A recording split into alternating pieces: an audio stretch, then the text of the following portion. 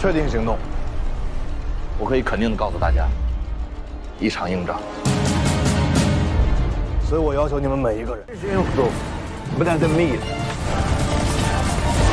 大队长，掩护！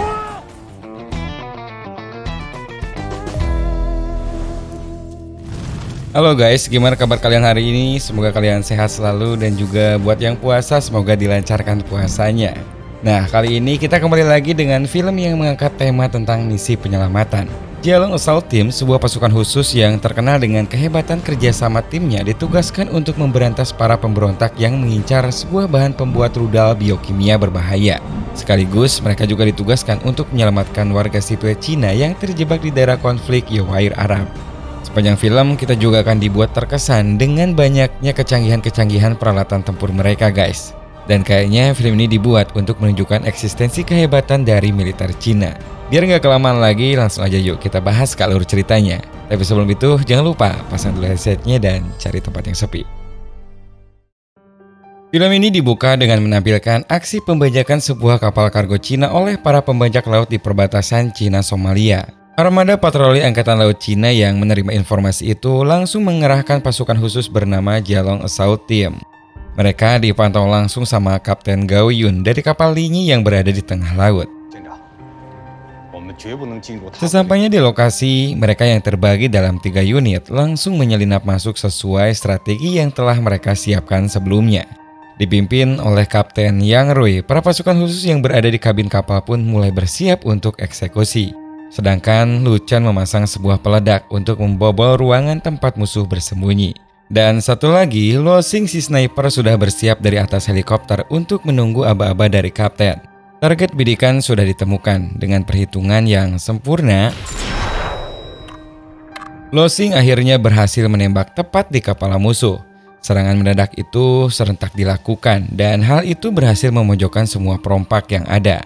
Mereka yang selamat berusaha kabur menuju perairan Somalia. Terjadilah aksi kejar-kejaran dipenuhi tembak-menembak dan sayangnya Luo Xing terluka karena tembakan salah satu perompak. Akhirnya beberapa dari perompak itu pun berhasil kabur ke lautan Somalia. Di sisi lain, di kota Casablanca, Maroko, seorang jurnalis wanita bernama Xianan sedang mencari tahu tentang keberadaan William Parson, yaitu seorang kepala pengembangan di perusahaan sumber energi di Yawair yang memasok suatu bahan radioaktif untuk membuat rudal biokimia yang sangat berbahaya. Tentu saja ini adalah sebuah pelanggaran karena membuat persenjataan dengan bahan kimia adalah tindakan yang ilegal. Asisten Xianan juga memberitahu sebuah informasi kalau William menyimpan data-data penting seluruh transaksinya di dalam kalung yang ia pakai. Xianan di sini sempat diperingatkan sama atasannya untuk tidak mengungkap masalah-masalah yang berada di daerah konflik. Tetapi Xianan tetap keras kepala dan akhirnya ia pun pergi bersama asistennya langsung menuju ke Yawair. 5 hari kemudian, kapal induk Linyi menerima informasi tentang meletusnya perang saudara di Yawair. Pemerintahan di sana dikudeta oleh kelompok ekstremis yang bekerja sama dengan kelompok teroris bernama Zaka. Banyak warga sipil termasuk warga Cina menjadi korban perang. Akhirnya, Linyi pun ditugaskan untuk mengevakuasi seluruh masyarakat sipil Cina yang sudah menanti di pelabuhan. Sedangkan untuk para pekerja kedutaan Cina, mereka semua akan dievakuasi melalui jalur darat oleh pasukan lokal. Namun sayangnya, seorang dari tentara Yawair berkhianat dan ia pun melaporkan kepada kelompok Zaka kalau duta besar akan dievakuasi. Ketika sampai di zona perang, mobil yang mengevakuasi mereka pun diserang. Seketika, keadaan pun menjadi tak terkendali. Kabar terpojoknya evakuasi duta besar sampai ke Kapten Gao Yun. Akhirnya, ia pun langsung menurunkan pasukan khusus Jialong untuk pergi membantu. Setelah mendapatkan izin dari pemerintah setempat, mereka pun langsung menuju ke daerah konflik, di mana saat itu seluruh kota pun sudah dilanda kepanikan. Begitu juga dengan Xianan, ketika ia berhasil bertemu dengan William, ternyata ia juga harus terlibat konflik dengan teroris Zaka. Ternyata nih guys, mereka juga mengincar William yang intinya mereka mengincar bahan radioaktif yang bernama Yellow Cake. Dalam usaha pelarian itu, mereka pun harus ditembaki sampai akhirnya ban mobilnya tertembak dan terperosok. Setibanya di era perang, dengan persenjataan yang canggih, mereka kembali membagi beberapa pasukan ke beberapa posisi. Setelah melewati area perang yang cukup sulit, akhirnya unit 1 berhasil sampai ke dalam gudang tempat para pekerja kedutaan bersembunyi. Penyerangan oleh pemberontak pun masih terus berlanjut, apalagi saat itu terlihat Zaka mengirim bom mobil dengan memaksa seseorang warga sipil membawa banyak bahan peledak di tubuhnya. Ia pun begitu terpaksa karena jika tak melakukannya maka anaknya akan dibunuh. Bom itu ternyata berhasil meledakkan beberapa pasukan lokal yang berjaga di garis pertahanan. Di gudang sendiri kini mereka juga diserang kembali, sehingga memaksa mereka untuk keluar mencari tempat yang lebih aman. Unit lain pasukan khusus beserta tentara Yuwair juga tak henti-hentinya bergerak agar keluar dari posisi mereka yang terpojok. Tembakan demi tembakan mereka balas, bahkan beruntung saat itu Losing si sniper berhasil menembak seorang Zaka yang siap meledakkan mobil bom yang telah sampai ke garis pertahanan. Kembali ke Xianan, ia pun melihat temannya sudah tak berdaya. Begitu juga dengan William. Merasa kalau Zaka sudah mendekat, ia pun memutuskan untuk menyelundupkan salah satu HP-nya ke dalam mobil teroris dengan harapan nantinya ia bisa mengetahui kemana mereka akan pergi. Setelah kondisi aman, ia pun langsung menelpon nomor darurat dan menginfokan kalau ia melihat Zaka yang menculik staf sumber energi dan satu orang warga Cina. Baru saja menyelesaikan misi, sekarang pasukan khusus Jialong kembali menerima tugas untuk menyelamatkan warga Cina yang disandra oleh Zaka. Mereka tak akan membiarkan satu warga Cina pun dilukai sama komplotan teroris itu dan menjamin semua keselamatan warganya. Akhirnya pasukan 1 diperintahkan untuk menjalankan misi ini, sementara pasukan 2 akan pergi ke pelabuhan membawa warga yang telah diselamatkan barusan. Setibanya di sana, para pasukan khusus bertemu sama si jurnalis yang memaksa untuk ikut ke lokasi penyanderaan. Xianan pun menjelaskan kalau dia dan asistennya yang saat ini ditangkap sedang membongkar kasus pembuatan bom ilegal, yang mana dia harus mengambil kalung William karena ada data-data penting di dalamnya. Kapten Yang Rui tidak mengizinkan Xianan untuk ikut karena tentu saja akan membahayakan dirinya, sedangkan untuk urusan bom juga bukanlah bagian dari misi, karena misi utamanya hanya untuk menyelamatkan setiap warga Cina yang ada. Tetap dengan keras kepalanya nih, si Xianan juga menerangkan kalau ini menyangkut keselamatan semua orang. Karena kalau Zaka berhasil mendapatkan bahan-bahan berbahaya itu dan membuat bom biokimia, maka habislah mereka semua. Di saat yang bersamaan, kelompok Zaka mengirimkan sebuah video negosiasi, lebih tepatnya video ancaman. Mereka pun mengingatkan agar pemerintah Cina tidak ikut campur untuk melindungi pemerintahan Yuwair. Sebagai peringatan, mereka pun memenggal salah satu sandera yang ternyata adalah asisten si Xianan. Dan kalau pemerintah Cina tidak menurutinya, maka warga negara Cina yang mereka sandera akan mengalami nasib yang sama. Dalam perjalanan, pasukan tentara lokal dan pasukan Jialong kembali menerima serangan. Kali ini cukup membuat mereka kebingungan karena serangan mortar yang tiba-tiba menghantam mereka dan berhasil menghancurkan satu mobil dan pasukan di dalamnya. Yang lebih parahnya, saat ini mereka pun benar-benar terkepung dan berada di daerah yang sangat terbuka. Sedangkan musuh terus-terusan melakukan serangan dari berbagai sisi. Mortar demi mortar mereka tembakan tak henti-hentinya hingga menghancurkan semua mobil persenjataan dan juga mobil pengangkut warga sipil. Kapten Yang pun langsung siaga dan memberi perintah semua anak buahnya untuk berlindung dan mencari tempat aman. Di sela-sela keadaan yang genting itu, ia juga memerintahkan agar salah satu anak buahnya untuk mencari di mana posisi musuh berada. Setelah ditemukan, drone bom pun diterbangkan dan berhasil membuat pasukan mortar musuh hancur. Sedikit demi sedikit perlawanan mereka berhasil memukul mundur pasukan musuh. Tapi sayangnya bom rudal yang berasal dari mobil mereka tiba-tiba aktif dan yang terjadi... Kapten Yang kembali melapor dan mendapat arahan untuk menuju ke kota selanjutnya yang diyakini tempat teroris itu bersembunyi, buah kota kecil utara Yuwair. Setelah tiba di TKP, mereka pun harus menyelinap secara diam-diam untuk masuk ke sana. Mereka juga memasang satelit agar bisa tetap terhubung dengan komando. Setelah ditelusuri, sayangnya di sana mereka tak menemukan sandera. Tetapi Xianan berhasil mendapatkan informasi dari warga lokal mengenai posisi keberadaan para sandera yang saat ini ternyata berada di kota lain. Dia juga memohon sama kapten untuk menyelamatkan satu orang lagi, yaitu asistennya. Saat itu dengan berat hati sang kapten akhirnya harus memberitahu kalau asistennya sebenarnya sudah dibunuh. Xianan pun sedih mendengarnya karena asistennya adalah satu-satunya yang dia punya semenjak suami dan anaknya juga tewas karena kejadian ledakan dalam bis di London. Dan ternyata karena itulah dia menjadi keras kepala untuk terus mendukung penumpasan para teroris. Kapten Yang Rui tiba-tiba menjadi iba dan merubah sedikit tujuannya. Dia pun berniat untuk menyelamatkan semua orang yang disandra yang diketahui berjumlah 150 orang. Yang menjadi masalah, jalan satu-satunya yang bisa mereka gunakan adalah jalan utama, dan hal ini benar-benar harus dengan strategi yang matang.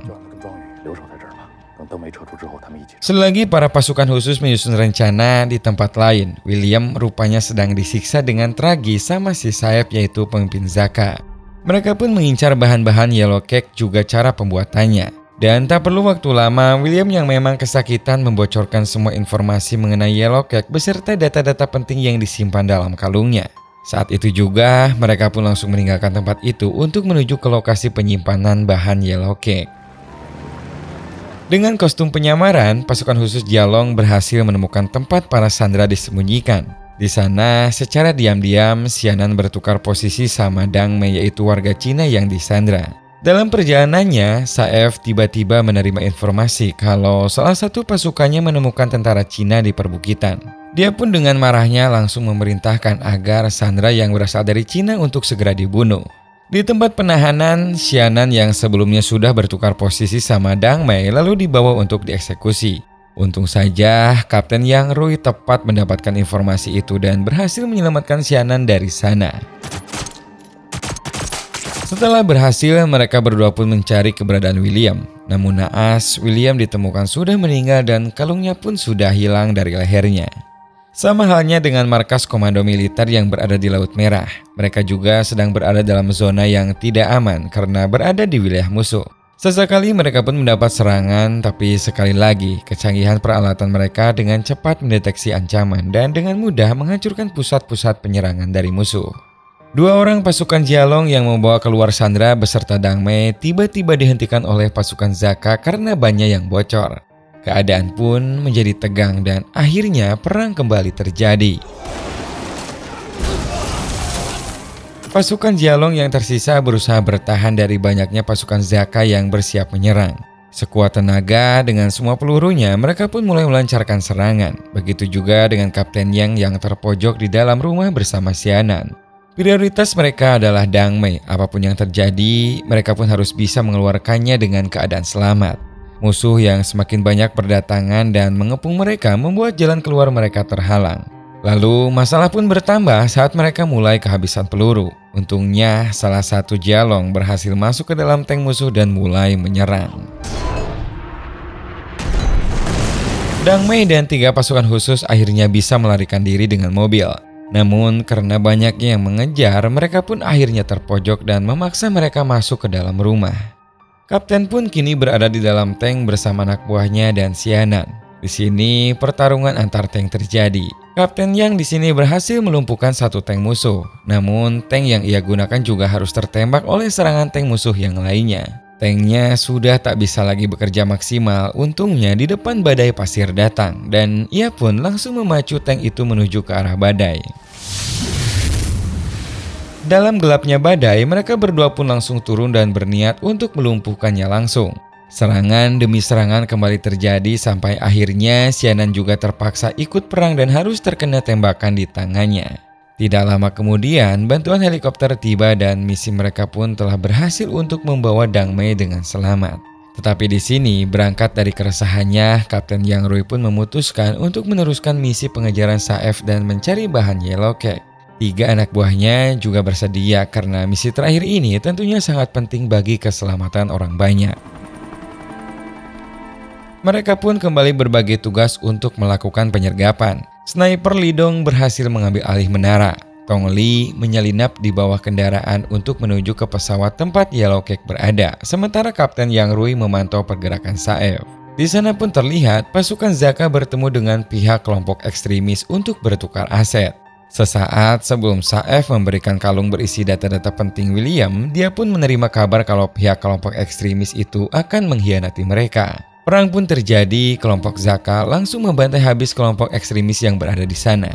Setelah menemukan waktu yang tepat, Yang Rui pun keluar menyerang pasukan Zaka dan berhasil membawa Saef ke lokasi pesawat di mana Tongli berada. Yang mana saat itu dalam pesawat juga sedang terjadi duel antara Tongli dan pasukan Zaka. Saef pun tak bisa berkutik saat dibawa sama Yang Rui. Namun saat tiba di sana, ternyata pasukan Zaka yang lainnya juga sudah menahan Tongli. Tongli pun diancam akan ditembak kalau Yang Rui tidak melepaskan si bosnya. Melihat keadaan mulai terancam, untung saja si sniper dengan sigap melepaskan tembakannya dari kejauhan. Mengetahui sudah tidak ada kesempatan lagi untuk kabur, akhirnya Saef pun bunuh diri. Bersamaan dengan itu, pasukan Zaka yang lainnya kembali datang dan menyerang mereka dari atas helikopter.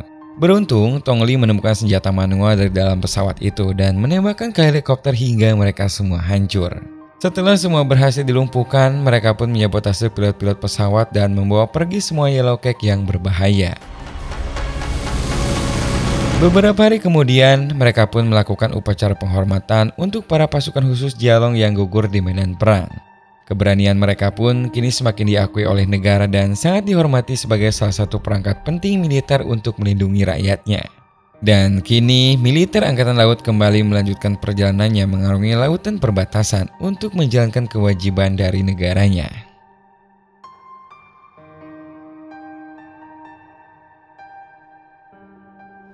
Para tentara militer memiliki moto untuk setia hingga akhir, yang mana mereka sudah tidak takut mati lagi dan bersedia menyerahkan nyawanya demi keamanan negara. Seperti yang terlihat dalam diri pasukan khusus Jialong Assault Team ini, mereka pun berani maju ke garis depan hanya untuk menyelamatkan nyawa orang lain. Kalian juga harus ingat kalau para teroris itu tidak memiliki keyakinan yang mana mereka hanya memperdulikan kepentingan golongan mereka sendiri dengan tujuan yang tidak logis. Bahkan sampai harus membunuh golongan lain yang tentu saja adalah hal yang sangat tidak berperi kemanusiaan. Semoga cerita kali ini bisa menghibur kalian guys. Terima kasih sudah menonton video ini sampai akhir dan sampai jumpa lagi di video 7 menit selanjutnya.